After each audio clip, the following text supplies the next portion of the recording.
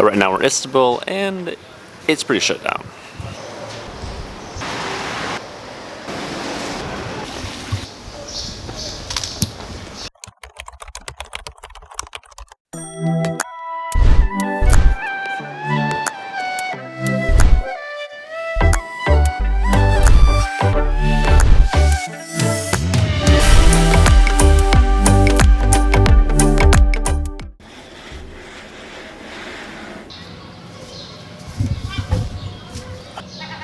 Good morning from Istanbul. We were able to get a little bit of an upgrade, which is awesome. Emailed and they wanted to give us a room which had a balcony. Making 2 separate stops when coming to Istanbul. This is the first one. We have a full day here, and then we'll be stopping around to other cities. We'll be coming back before we exit. With the jet lag and the time difference, we went to bed around 10 p.m. I woke up at 3 in the morning, so Turkish Coffee will be a stop for sure. In the streets, trying to find some kind of breakfast. I'll be okay with a simit, which is S-I-M-I-T. It's kind of like a bagel, but from the Ottoman Empire. Things in the city look like they get started a little bit later, because as we walk around, it is 8:30 in the morning, and there's only a couple of shops that are open, and they're still setting up at this point. You just get one.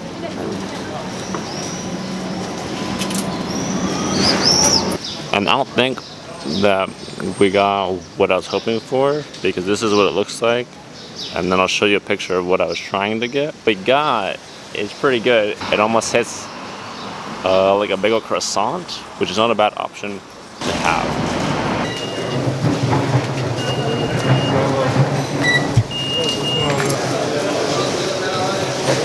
Made it to the Grand Bazaar, which has over 60 streets with a bunch of stalls, and they claim that this is one of the first shopping malls, and there's a lot going on, and you have your light stores and your jewelry stores. You will have people that will come up to try to talk to you. Okay. And they will try to take you to their shop. Like, we met one guy, took us to his rug store. I like these ones. Well, in the Grand Bazaar, you have a lot of people that are coming at you. You do have a lot of similar shops.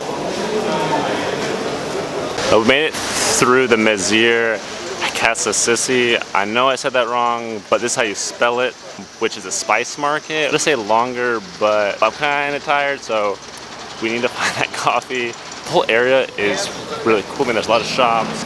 We made it to Coffeetopia, which we came all the way to Turkey to get some Turkish coffee, but looks like we're in like a US cool guy coffee shop, so this seems right up our alley. We have a latte and we have like Turkish coffee. So here's our first sip. It's hot on my thumb. Yeah, it's hot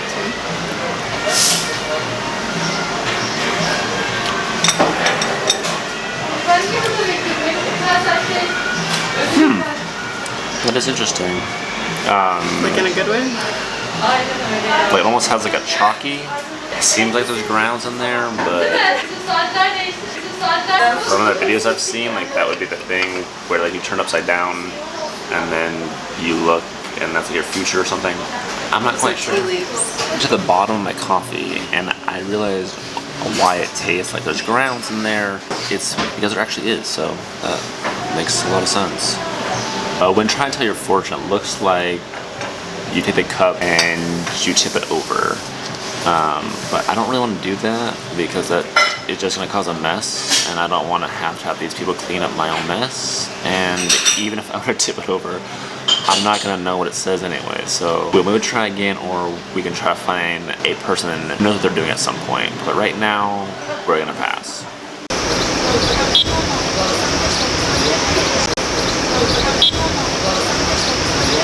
We stopped for breakfast, which was some fried eggs with some toast, with 2 bottles of water, and the grand total was like $2.50. That's not bad.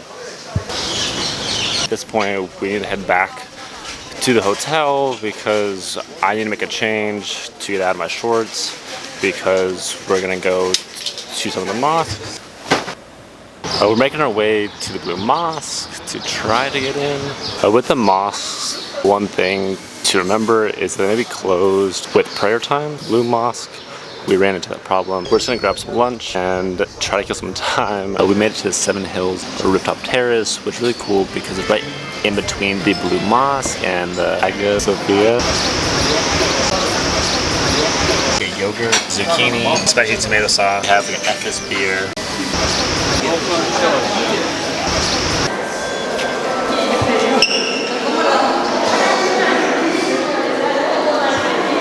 Well, in the Blue Mosque, you weren't able to see the ceilings because they were under construction, and they did have diagrams or renderings of what it would look like, and I bet it was really pretty. We're on our way to the Hagia Sophia, which is a courtyard with the Blue Mosque.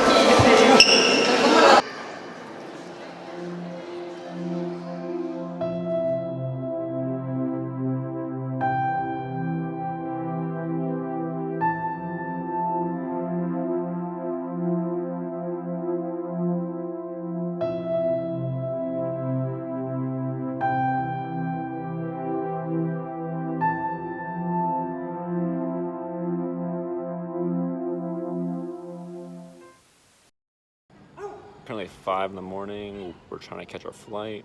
We have booked a car, and I'm really hoping that it works out. Okay.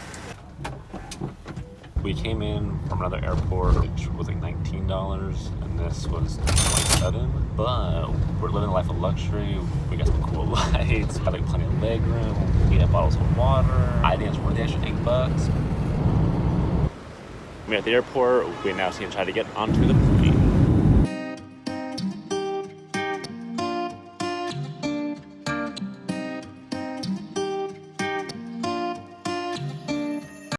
Just like that, we're back in Istanbul. A few things have changed.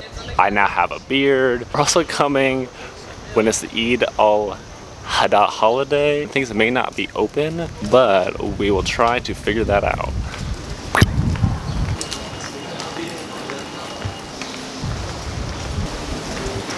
We tried going to the Grand Bazaar, and it looks like it's blocked off. We'll maybe try different entrance or see if we can get around to something, or maybe try a different day. But I'm not exactly sure how that's going to work out or how it's going to impact the rest of our time here. The holiday Eid al-Adha is celebrated over 3 days and is for Abraham, who sacrificed his son. We spoke to the waiter at a restaurant who said that the holiday will end at midnight tonight, so we're hopeful that tomorrow things will be back to normal, but we'll have to wait and see. Good morning. We started our day with getting a COVID test, which was a new way of getting it. They just swabbed our mouth and then put up our nose for a little bit. So that's kind of weird. But we're headed out to try to go to the Asia side, and I'm sure you've heard a million times that Istanbul is a unique city in the fact that you can be on the Europe side or also on Asia side. Walking around it seems like there's more people out, but it's kind of hard to know. Waiting to see whether more things are open today. And the first place that we're gonna stop is, like most mornings, to try to grab some coffee. Walking around, and I'm feeling pretty discouraged on the fact that I feel that it's not gonna open back up, but I'm trying to remain positive at some point. First coffee shop we tried to go to wasn't open, so we were able to find another one that is just as classy and is just as westernized. We got our coffee. Now we're going to try to figure out a way to get to the ferry from here. We're just trying to take a ferry to Katakoy.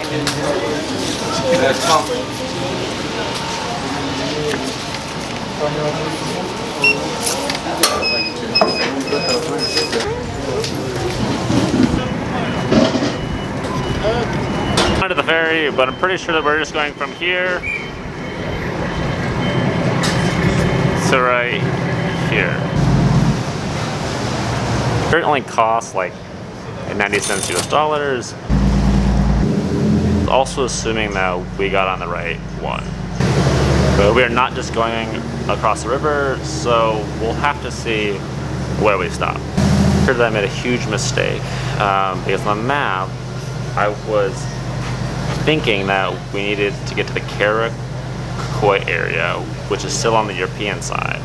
But whenever we bought our tickets, I said that we're going to the Katakoi, which is something that's completely different altogether. So I honestly have no idea where we're going.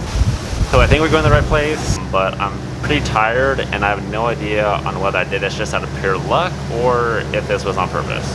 Sometimes it's better to be lucky than good, and we made it to Asia.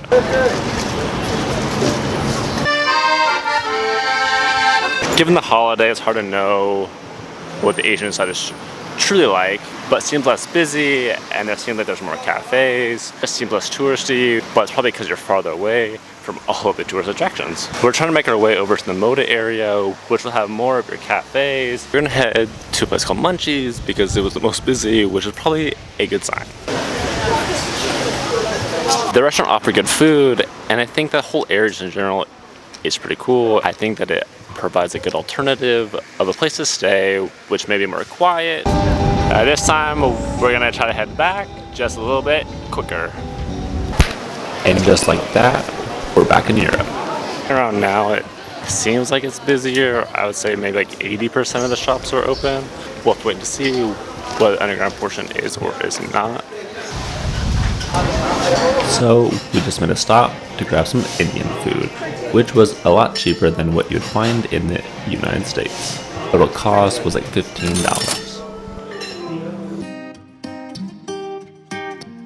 In today's video of Istanbul, I won't be doing a whole lot of drone shots. I've seen videos of people that have used it. I've also seen people where they weren't allowed to. I've also talked to some of the police and they weren't too happy with me talking about it. So I'm not gonna do it because I just don't want to mess with me on that.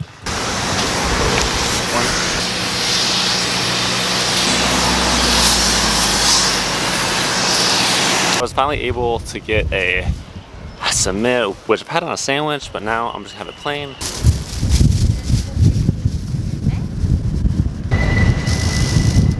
This submit was good, not my favorite, but they have an option of getting it with like a Nutella sometimes, which I would recommend that.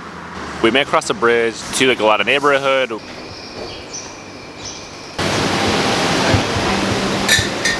we just sit? Yes. Today is our last day in Istanbul, and there's no better way than going out with a morning cheesecake that's covered in chocolate. This is the coffee shop we went to. This is the tower, and this is the street where everyone will take those pictures.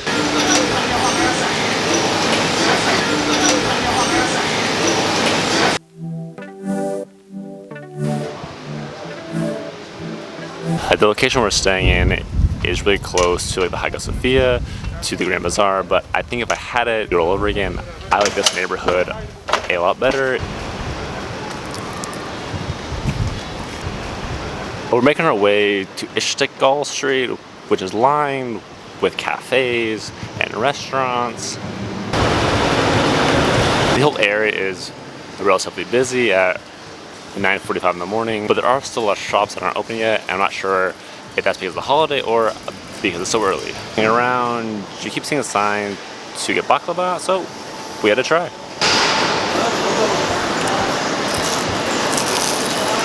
It is more gooey and more slimy than what I was expecting.